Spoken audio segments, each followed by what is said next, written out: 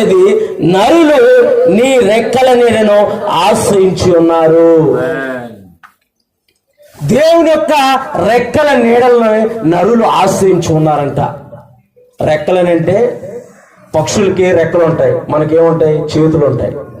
భక్తుడు వర్ణిస్తూ రాస్తున్నాడు, నీ రెక్కల నీడను. ఇప్పుడు చంటి పిల్లలు, చిన్నపిల్లలు ఉన్నారనుకోండి, నాకు అబ్బాయి అమ్మాయి, వాళ్ళు ఏం చేస్తారు? పరిగెత్తుకుంటూ వస్తారు. వచ్చినప్పుడు నేను ఏం చేస్తాను? 2 చేతులు ఇలా చాపి వాళ్ళు ఇలా దగ్గర తీసుకుంటారు. వాళ్ళు సంతోషంగా ఉంటారు. వాళ్ళు మా డాడీ మమ్మల్ని దగ్గర తీసుకున్నారని. నరులు దేవుని యొక్క రెక్కల నీడను ఆశ్రయించి ఉన్నారు.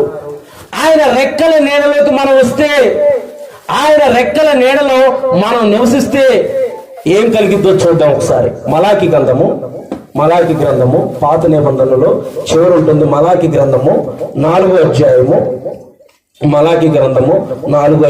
2